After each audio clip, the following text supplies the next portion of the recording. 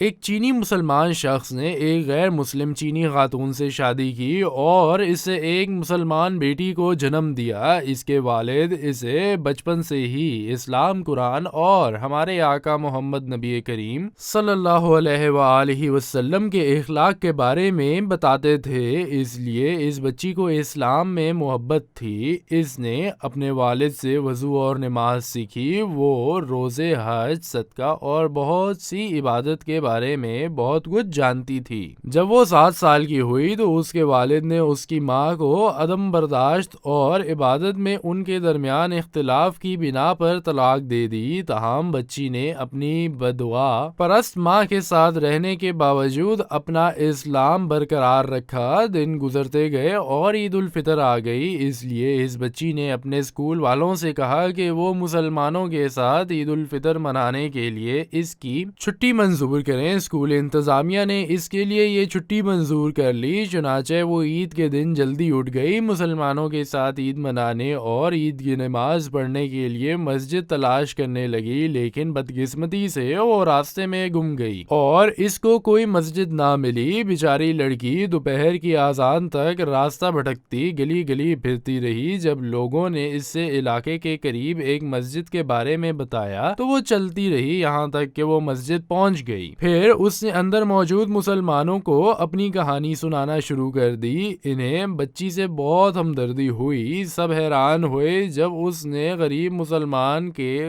چندہ دینے کے لیے چند سکے نکالے اور اسے بتایا کہ وہ اللہ اور اس کے رسول سے محبت کرتی ہے، اس کے ساتھ ہی اسلام اور مسلمانوں سے بھی محبت کرتی ہے، اور یہ کہ اس نے سنا ہے کہ بہت سے غریب مسلمان ہیں جنہیں مدد کی ضرورت ہے، اس لیے اس نے یہ رقم بچائی کہ وہ ان کی مدد کر سکے، لیکن وہ اپنے جیب خرچ میں سے تھوڑی سی رقم ہی بچا سکتی تھی۔ مسجد میں سب اس کی بات سن کر رونے لگے، سب نے اس کی عزت افزائی کی اور اس کے ساتھ عید کا جشن منایا۔ لڑکی نے ان کے ساتھ خوبصورت وقت گزارا۔ اس کے لیے اس کی ساری زندگی کا سب سے زیادہ خوشی کا وقت یہ تھا۔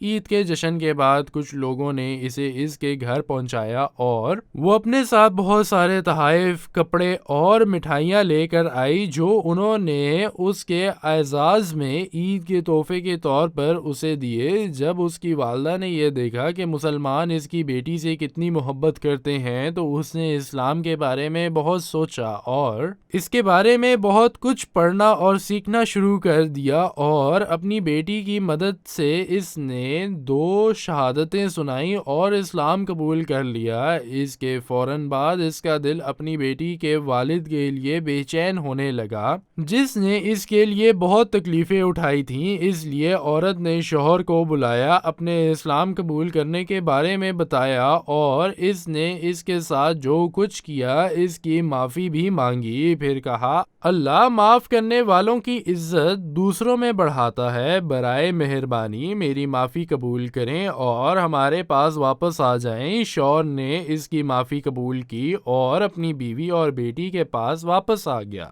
ان کی بیٹی بہت خوش تھی جس نے اپنے گھر کے کونے کونے میں اسلام کو قابض پایا۔ يا أيها الذين آمنوا اركعوا واسجدوا واعبدوا ربكم وافعلوا الخير لعلكم تفلحون